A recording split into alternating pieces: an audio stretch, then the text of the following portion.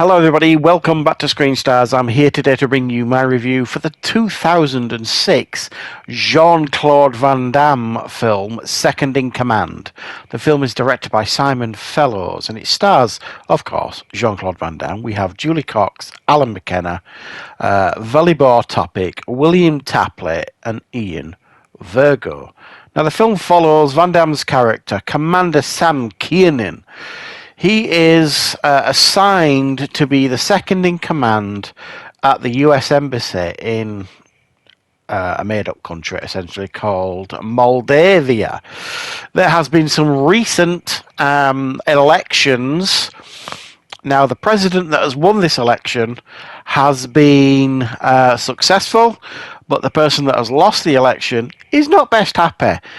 So he and his supporters try and create like an uprising to take out this president in order for him to take power of this country by force. Van Damme is not about to let this happen, and he takes him for protection at the US Embassy, and it turns into a little bit of a siege in order to kind of keep the president alive as well as everybody else in the US Embassy from the armed militia that are outside trying to get in. Right, what are my thoughts on Second in Command? Well, I'd never seen this one before. I've got a long list for stars like Van Damme, Dolph Lundgren, Seagal, Bruce Willis, Chuck Norris. I've got lists of all these actors in order to try and get through pretty much all their filmographies, Rutger Hauer as well. And it's difficult because they've done so many. I've seen a lot of them, of each of these actors, sort of thing, most of their filmographies and stuff, but there is quite a few still that I haven't seen, and this is definitely one of those from Van Damme's that I'd never seen. By this point in 2006, his popularity had pretty much taken a dive. He wasn't really doing cinema releases anymore. They were all like straight to DVD type stuff. And my interest had kind of waned in him as well by this point. So I wasn't that interested in, his releases by this point. However, I have watched this one now. And while this does have striking resemblances to Assault on Precinct 13, the John Carpenter classic, it's actually not a bad watch, this, if I'm honest. It's fairly basic. It's got a nice basic story.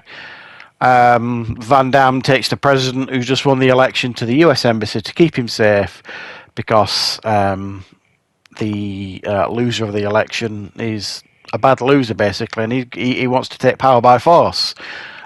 So there's the president in the US Embassy, Van Damme, some troops, and civilians and that kind of stuff, and they've got to kind of fend them off and try and keep everybody safe. A little bit of negotiations going on, a little bit of rescue mission going on, trying to get hostages back, that kind of stuff.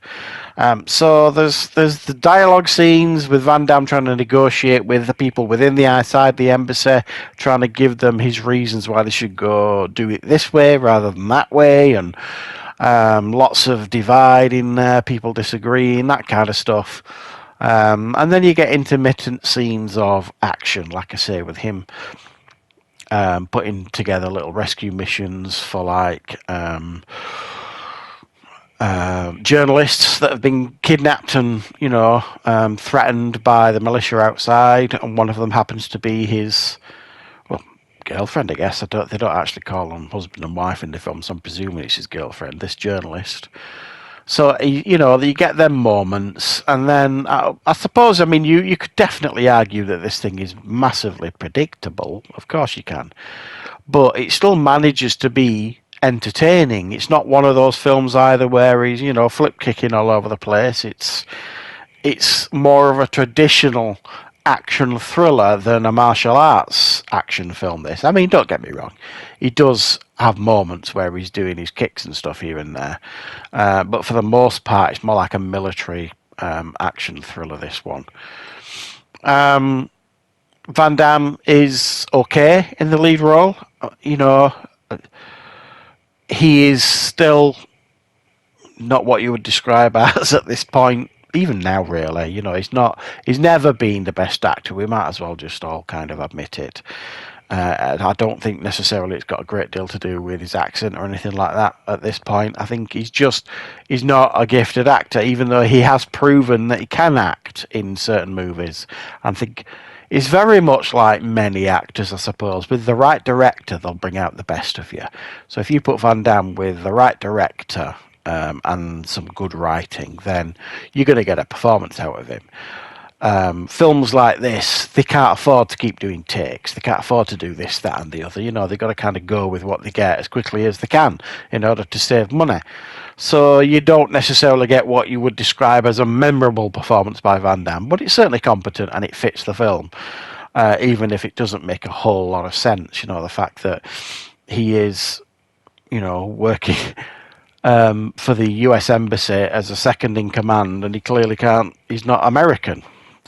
They do try and explain that away in the film, but it's a bit odd, I suppose.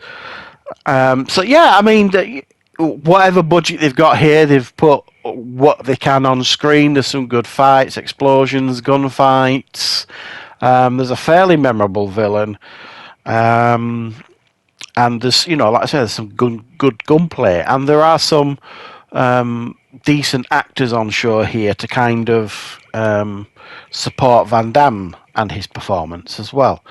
That do a pretty decent job. I mean, it does everything you expect it to do on the tin. This film, it's fairly enjoyable. There's steady action. The dialogue's not unbearable or anything like that, but at the same time, it is nowhere near the most memorable film you're going to watch of Van Damme's. But I watched it. I didn't feel bored watching it. I watched it all the way through. It's one of those that you put on, watch, and you just forget about it. It's just a very, very bog standard action flick at the end of the day. But yeah, I've seen it now. I wasn't disappointed with it or anything like that. So yeah, let me know, guys, your thoughts on Second in Command. Is this a film you've seen in Van Damme's filmography? Are there other films in his filmography that you think I may not have seen, that you think I should check out? Some of the less known ones, sort of thing. Let me know your thoughts on them, and I will add them to the list. And I will see you, of course, back here on the channel with plenty more content very, very soon.